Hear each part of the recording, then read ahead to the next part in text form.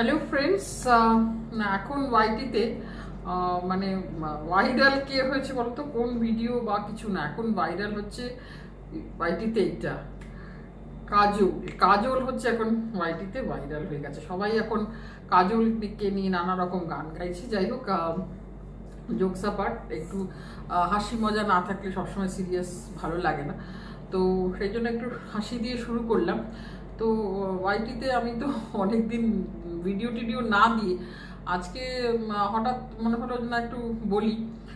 আমার খুব ভালো লাগছে একটা জিনিস নিয়ে। এটা আমি কারোর পক্ষে বিপক্ষে তো ভিডিও করি না, কিন্তু কখনো কোনো জিনিস ভালো হলে আমার খুব ভালো লাগে আর কি।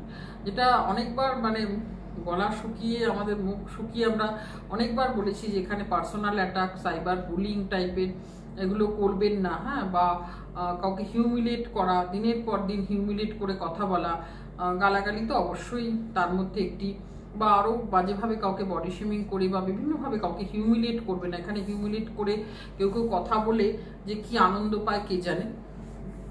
তো বারবারই বলেছিলাম এগুলো করবেন না।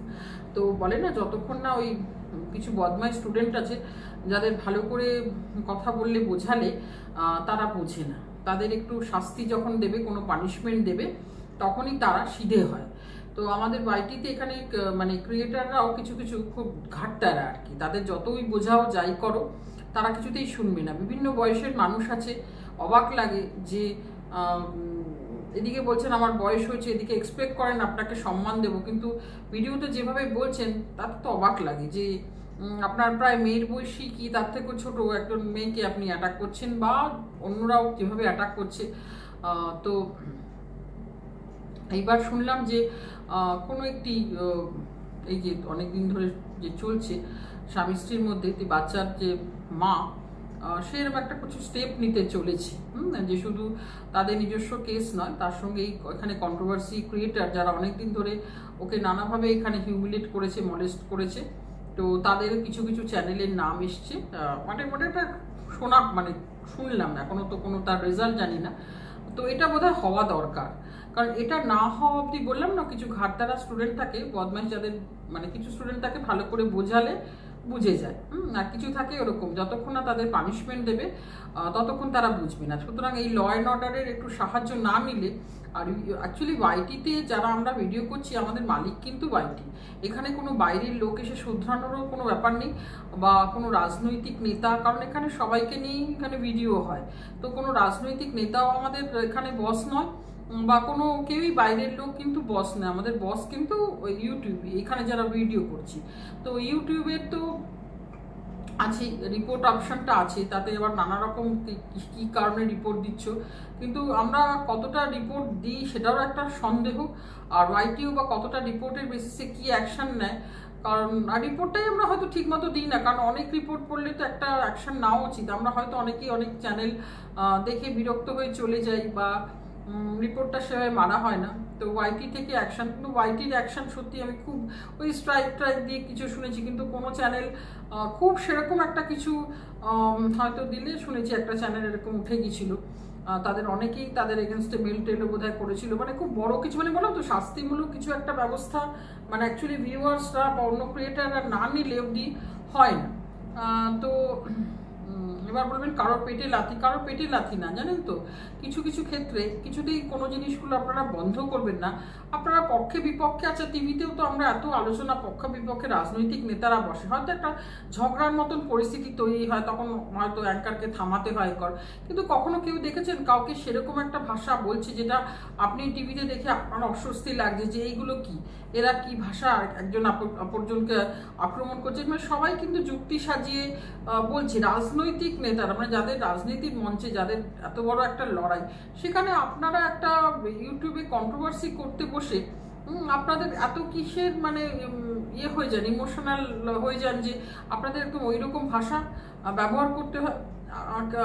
আজও আমি দেখছি একজন লাইভে বসে, তাকে বোধহয় লাইভে কেউ একটা খারাপ কথা লিখেছে, তুমি তাকে অ্যাভয়েড করে যাও, তাকে দুটো কড়া কথা বলো, বা তাকে ব্লক করে দাও।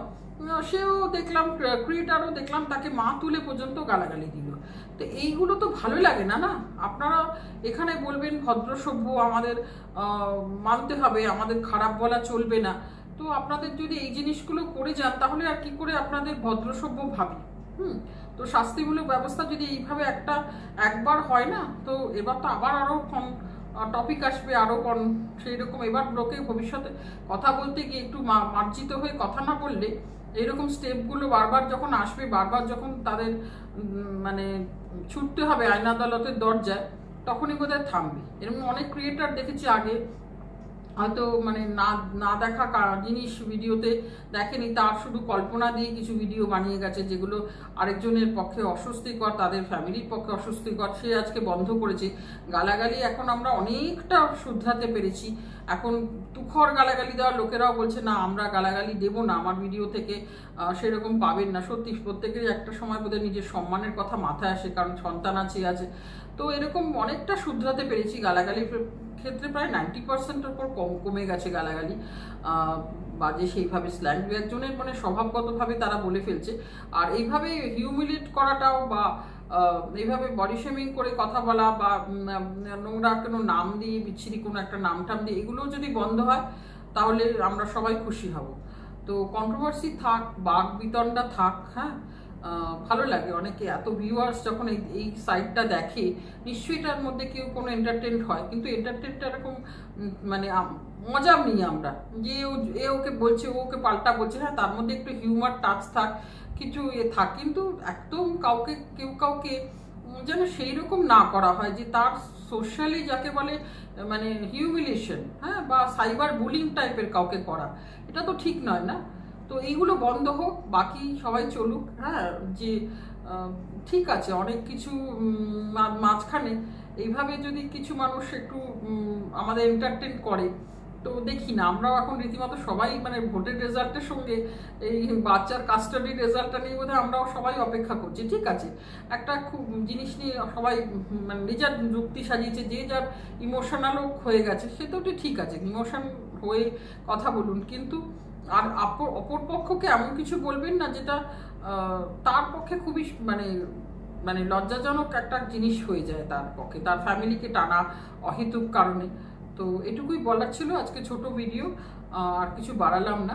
আমিও চোখ রাখছি কি হয় পরবর্তী কিছুতে, ভেবো না দেখছি না ভিডিও, কিন্তু যখন যেটা মনে হবে বলার তখন এসে নিশ্চয়ই বলবো। তো আপাতত